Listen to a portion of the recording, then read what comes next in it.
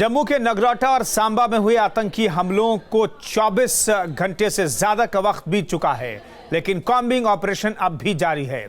भारी गोला बारूद और हथियार लेकर आए 6 आतंकियों ने 2 अलग अलग जगहों पर मौत का खेल खेला, जिसमें सेना के 2 मेजर समेत 7 जवान शहीद हो गए।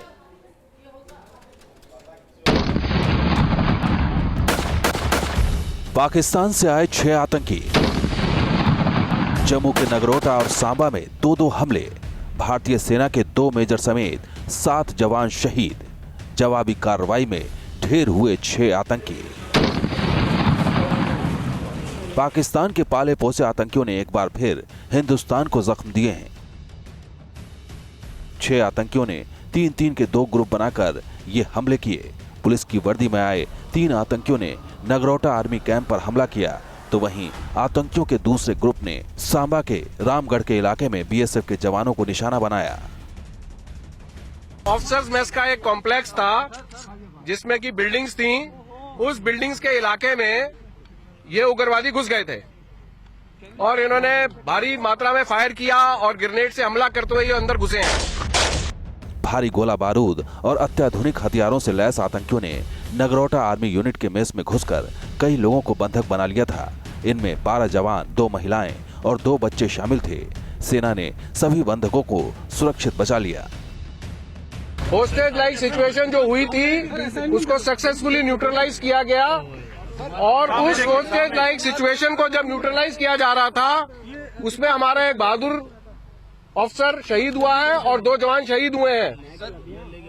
2 लेडीज और 2 बच्चों को हमने सक्सेसफुली वहां से बाहर निकाला है। मंगलवार सुबह करीब 5:30 बजे शुरू हुआ ऑपरेशन शाम तक जारी रहा। रात होने की वजह से कॉम्बिंग और सर्च ऑपरेशन को रोकना पड़ा। इस ऑपरेशन में सेना के 2 मेजर समेत 7 जवान शहीद हो गए। शहीद होने वालों में महाराष्ट्र के सोलापुर के मेजर कुणाल गोसावी, बेंगलुरु के मेजर अक्षय गिरीश कुमार शामिल हैं। हमले में भारतीय सेना ने और जिन वीर सुपूतों को खोया है उनमें गुरदासपुर के हवलदार सुखराज सिंह, नांदेड़ महाराष्ट्र के लांस नायक संभाजी कदम, धौलपुर राजस्थान के ग्रेनेडियर राघवेंद्र सिंह, नेपाल के निवासी राइफलमैन असीम राय शामिल हैं। जम्मू के सांबा इलाके में भी आतंकी अपने मकसद में कामयाब नहीं हो सके और बीएसएफ के जवानों ने 3 आतंकियों को रामगढ़ में अंतर्राष्ट्रीय सीमा के पास मार गिराया। आतंकियों से मुठभेड़ में बीएसएफ के एक डीआईजी समेत 4 जवान घायल हुए हैं। उधर इन हमलों के बाद army chief general Dalbir Singh Suhag ने रक्षा मंत्री मनोहर पर्रिकर को पूरे ऑपरेशन की जानकारी दी। पीएम मोदी को भी पल पल के हालात की जानकारी दी गई है।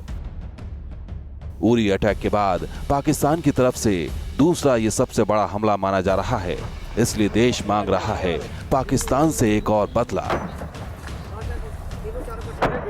एक बार फिर नेशनल हाईवे पर सेना के कैंप पर हुए हमले के बाद सवाल उठ रहे हैं कि आखिर लगातार मिल रहे इनपुट्स के बावजूद ये आतंकी आखिर सेना के कैंप तक पहुंचने में कैसे कामयाब हो गए। मंगलवार को नगरोटा में आतंकी हमले के बाद आज फिर कॉम्बिंग ऑपरेशन शुरू कर दिया गया है। वहीं घाटी को हाई अलर्ट पर रखा गया है। आज सुबह क्या थे हालात, बता रहे हैं हमारे सहयोगी शहनवाज। नगरोटा में कल से शुरू हुए इनकाउंटर के बाद अब एक बार फिर आज सुबह कॉम्बिंग ऑपरेशन जो है वो यहाँ पर शुरू कर दिया गया है और आप देख सकते हैं यहाँ पर सेना के जवान जो हैं वो यहाँ पर तैनात हैं। कल जिस तरीके से इनकाउंटर सुबह शुरू हुआ था उसके बाद लगातार पूरे दिन ये इनकाउंटर जो है वो यहाँ पर नगरोटा में चलता रहा और इनकाउंटर में कल देर रात तक जो सेना है उन्होंने 3 आतंकवादियों को यहाँ पे मार गिराया, लेकिन साथ ही इस इनकाउंटर में हमारे 2 सेना के अधिकारी जो हैं वो शहीद हो गए और उनके साथ 5 यहाँ पे जवान जो हैं वो भी यहाँ पे शहीद हो गए। अब एक बार फिर यहाँ पर आप देख सकते हैं कि अब यहाँ पे उजाला निकल आया है और एक बार फिर यहाँ पर सेना ने अपना कॉम्बिंग ऑपरेशन जो है वो शुरू कर दिया है।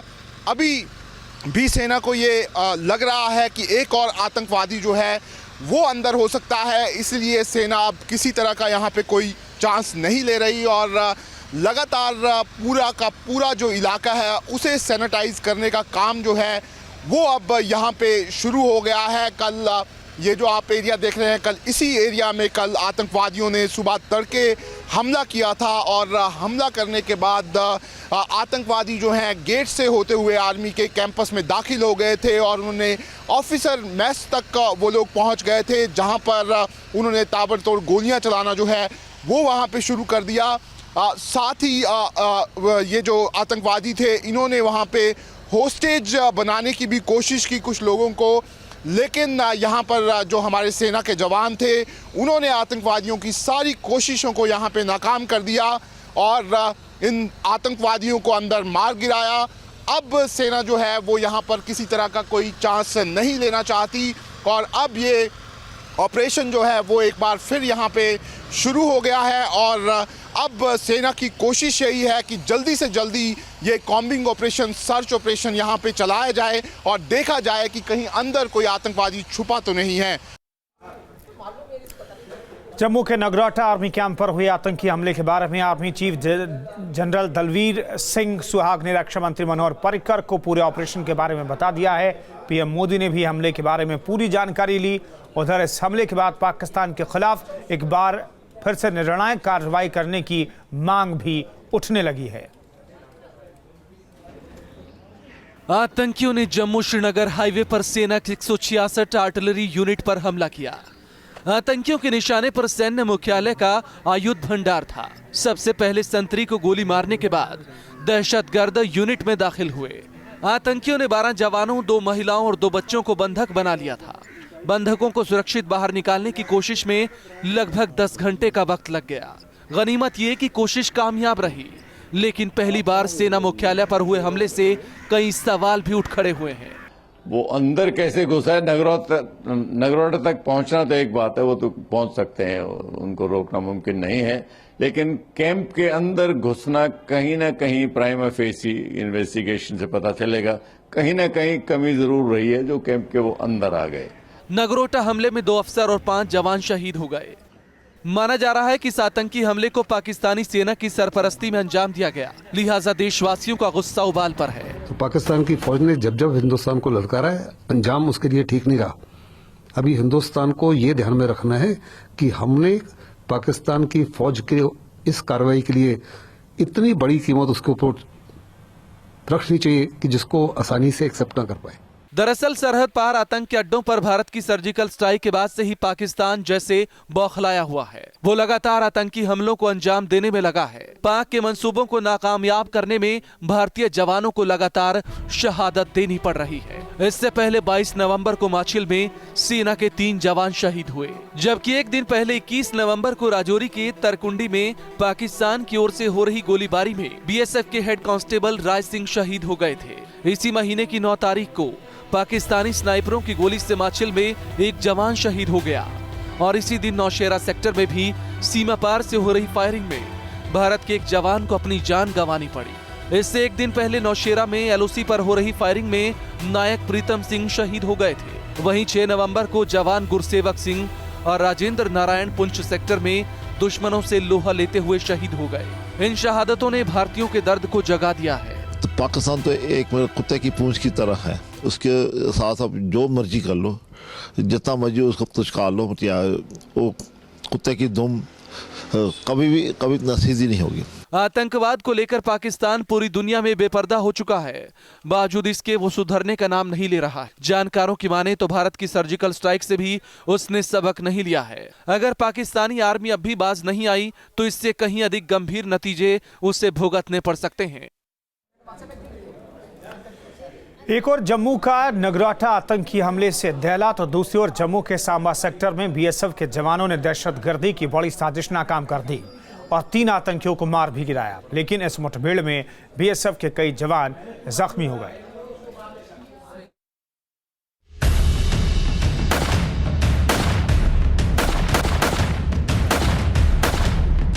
एक बार फिर नाकाम हुई सरहद पार की साजिश और एक बार फिर हुआ आतंक का सफाया।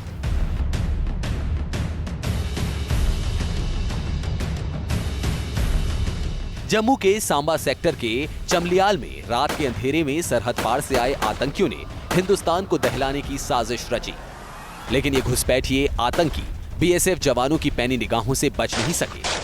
जैसे ही दिन निकला, बीएसएफ ने चमलियाल इलाके को घेर लिया। चमलियाल के आसपास के इलाकों को खाली कराया गया। आतंकियों को सरेंडर की वार्निंग दी गई तो उन्होंने फायरिंग शुरू कर दी। आतंकी एक ट्यूबवेल पंप हाउस में छिपे थे और वहीं से गोलीबारी कर रहे थे। दोनों ओर से काफी देर तक फायरिंग होती रही। करीब 5 घंटे की मुठभेड़ के बाद बीएसएफ के जवानों ने तीनों आतंकियों को मार गिराया। आज सुबह 2 बजे के करीब यहाँ कुछ बंदों को स्पॉट किया गया फेंस के अंदर, लेकिन बीएसएफ के जो एक्स्ट्रा नाकाज लगे हुए थे वो उस गार्डन के अंदर थे। तो उनको ऑब्जर्व करके रखा, उनको घेर के रखा सुबह मॉर्निंग तक। और सुबह मॉर्निंग में फर्स्ट लाइट में सर्च जब शुरू किया तो उन्होंने फायर किया हमारी पार्टी के ऊपर, जिनको रिटेलिएट करके न्यूट्रलाइज किया गया। अभी तक 3 मिलिटेंट जो हैं वो मारे गए हैं। जो आपको जो हमारी रिकवरी जो उनसे हुई है वो सारी आपको डिस्प्ले की है। बताया जा रहा है कि इन आतंकियों ने रामगढ़ के रास्ते घुसपैठ की थी। ये आतंकवादी पाक रेंजर्स की मदद से हिंदुस्तान की सीमा में दाखिल हुए। मारे गए आतंकियों के पास से भारी मात्रा में हथियार मिले हैं, जिनमें 3 AK-47, 18 मैगजीन, AK-47 की 457 गोलियां बरामद हुई। इसके अलावा 12 ग्रेनेड, 7 IED, 1 पिस्टल की मैगजीन और 16 गोलियां भी मिली। साथ ही 1 GPS, 2 wireless set, 3 uniform, 3 bag, 1 mobile phone और ड्राई फ्रूट्स के पैकेट मिले। आतंकियों से मुठभेड़ में बीएसएफ का एक जवान घायल हो गया, जबकि एनकाउंटर के बाद चलाए जा रहे कॉम्बिंग ऑपरेशन में IED ब्लास्ट से बीएसएफ के एक DIG समेत 4 जवान घायल हो गए। इससे पहले सेना और आतंकियों के बीच सोमवार को हंदवाड़ा के लंगोट इलाके में भी मुठभेड़ हुई थी। जो सर्जिकल स्ट्राइक्स की बात है, एक क्या आपको 5-5, 6-6 और कर देनी चाहिए थी। ये एक से कुछ काम नहीं चलता। तब वो डिफेंसिव पे आएंगे, तब वो भागेंगे। 2 आतंकी हमलों के बाद पाकिस्तान को उसी की भाषा में जवाब देने की मांग फिर से तेज हो गई है। आतंकवाद को लेकर पाकिस्तान पूरी दुनिया में बेपर्दा हो चुका है। बावजूद इसके वो सुधरने का नाम नहीं ले रहा। जानकारों की माने तो भारत की सर्जिकल स्ट्राइक से भी उसने सबक नहीं दिया है। अगर पाकिस्तान आर्मी अब भी बाज नहीं आई तो इससे कहीं और ज्यादा गंभीर नतीजे उसे भुगतने पड़ सकते हैं।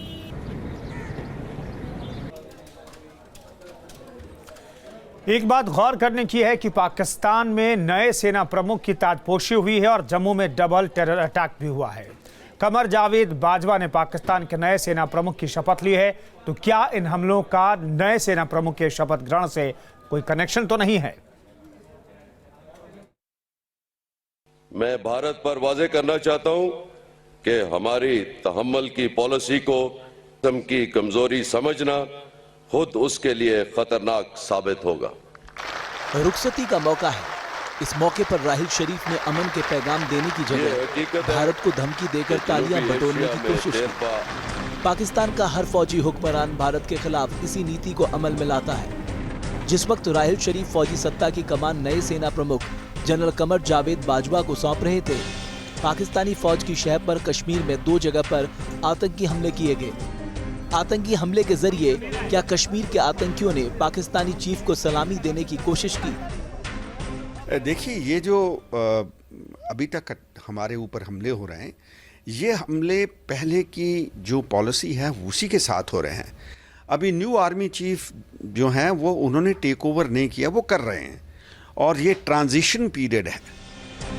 बताया जाता है कि कश्मीर और आतंकवाद से जुड़े मसलों पर जनरल बाजवा का अनुभव ज्यादा है। कमर जावेद बाजवा की पाकिस्तान की सेना और राजनीति में बेहद मजबूत पकड़ मानी जाती है। सेना प्रमुख बनने से पहले बाजवा JHQ के जिस डिपार्टमेंट में थे, वहीं से पाकिस्तानी सेना की सबसे बड़ी विंग 10 कॉर्प्स को कंट्रोल किया जाता है।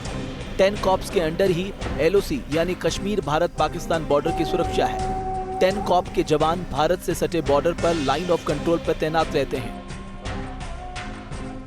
कमर जावेद बाजवा एक बहुत एक्सपीरियंस्ड ऑफिसर हैं। वो उन्होंने 10 को का कमांड किया है लाइन ऑफ कंट्रोल में। वो पाकिस्तान और इंडिया के बारे में जो होता रहा है, ISI जो करता रहा है, उनको सब पता है। पाकिस्तान की असली हुक्मरान फौज है, ये सब जानते हैं। पाकिस्तान में फौज एक संस्था है। पाकिस्तान की सिविलियन सरकार का नजरिया जो भी हो, फौज अपनी नजर से मुद्दों को देखता है। खासकर भारत को लेकर तो फौज की भूमिका बेहद अहम रही है। पाकिस्तान की विदेश नीति में फौज का दखल रहा है, फिर चाहे भारत, अफगानिस्तान और अमेरिका के साथ पाकिस्तान के संबंध की ही बात क्यों ना हो। बाजवा के आने के बाद क्या भारत और पाकिस्तान के रिश्तों की तलखी बनी रहेगी या तेज होगी? अभी जो हालात नियंत्रण रेखा पर हैं, क्या वो बने रहेंगे? पाकिस्तानी फौज का नजरिया क्या होगा? बहुत कुछ इसी पर निर्भर करेगा। नगरोटा हमले को लेकर संसद में भी जमकर हंगामा मचा। बीएसपी अध्यक्ष मायावती ने नगरोटा में हुए आतंकी हमले में शहीद जवानों के परिजनों की मदद की मांग की। साथ ही सरकार के रवैये पर सवाल उठाते हुए कहा कि सर्जिकल स्ट्राइक के बाद लापरवाही की वजह से आतंकी हमला हुआ है। सरकार को गंभीरता से निगरानी रखनी चाहिए थी।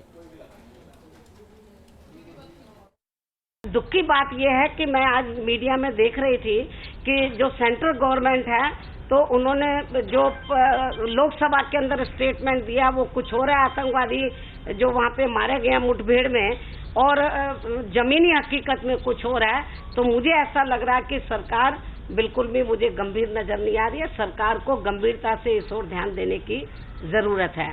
और जो लोग शहीद हुए हैं उनका जो पीड़ित परिवार है तो उनकी तरफ सरकार को ध्यान देना चाहिए और उनकी पूरी आर्थिक मदद करनी चाहिए, और आगे हमारे जवान शहीद ना हो इसको भी लेकर सरकार को गंभीर होना चाहिए और जरूरी कदम उठाने चाहिए। इधर राहुल गांधी ने केंद्र सरकार पर सैनिकों के अपमान का आरोप लगाया है। राहुल ने कहा कि नगरोटा में शहीद 7 जवानों के लिए शोक नहीं मनाया गया। पार्लियामेंट का नियम है, पार्लियामेंट की फॉर्म है कि जब भी किसी की मृत्यु होती है हम उनका आदर करते हैं। आज शायद पहली बार हमारे जो सैनिक मरे हैं उनका आदर नहीं किया, इसलिए हमारी पार्टी और पूरा ऑपोजिशन प्रोटेस्ट में वॉकआउट किया। इधर वेंकैया नायडू ने विपक्ष के आरोपों को गलत बताया। नायडू ने कहा कि सभापति सदन में श्रद्धांजलि के लिए कहता है, उसके बाद शोक व्यक्त किया जाता है, लेकिन विपक्ष शहीदों पर राजनीति कर रहा है जो निंदनीय है। पुराना मित्र और आज का मित्र मिलके कह रहे थे प्रधानमंत्री सदन में आए, प्रधानमंत्री सदन में आया और ये लोग सदन छोड़ के क्यों गया किसी को मालूम नहीं। उनको भी मालूम है नहीं है ये भी हमको मालूम नहीं हो रहा है। कारण क्या है? क्वेश्चन आवर चल रहे, उन्होंने अचानक वो इश्यू उठाया जो जम्मू कश्मीर में जो घटना हुआ उसके बारे में। स्पीकर महोदय ने बता दिया अभी भी वहाँ ये कूम्बिंग वगैरह चल रहे, एनकाउंटर जो हुआ उसके बारे में वो पूरा होने दीजिए। पूरा जानकारी मिलने के बाद सदन में हम जो जवान शहीद हो गया उन लोगों को श्रद्धांजलि अर्पित करेंगे, ऐसा सभापति महोदय ने स्पष्ट रूप में कह दिया। हमने भी खड़े होकर कहा सरकार के ओर से कोई आपत्ति नहीं है, मगर एक मर्यादा, एक पद्धति, एक परंपरा होना चाहिए सदन में। सब सदन में शांति हो और पूरा जानकारी हो। सभापति के द्वारा वो श्रद्धांजलि का प्रस्ताव आते हैं, सब लोग खड़े होकर मौन रह के श्रद्धांजलि अर्पित करते हैं। ऐसा देश की रक्षा और देश की जवानों का विषयों में भी कांग्रेस पार्टी राजनीति कर रहे हैं, बहुत दुर्भाग्यपूर्ण है, निंदनीय है। नगरोटा हमले में महाराष्ट्र के नांदेड़ ने अपना एक वीर सपूत खो दिया है।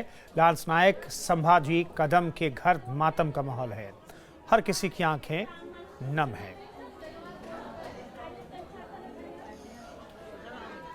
कुछ तो करना चाहिए, गवर्नमेंट ने अटैक करना चाहिए। जो पास वाले राष्ट्र है पाकिस्तान या कौन आतंकी करे उसको छोड़ना नहीं चाहिए। अभी बहुत हो गया, वो तो बहुत हो गया।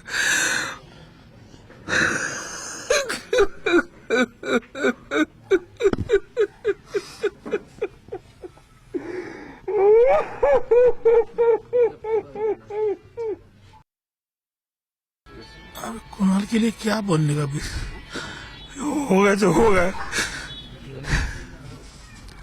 देश के लिए तो अच्छा हुआ है।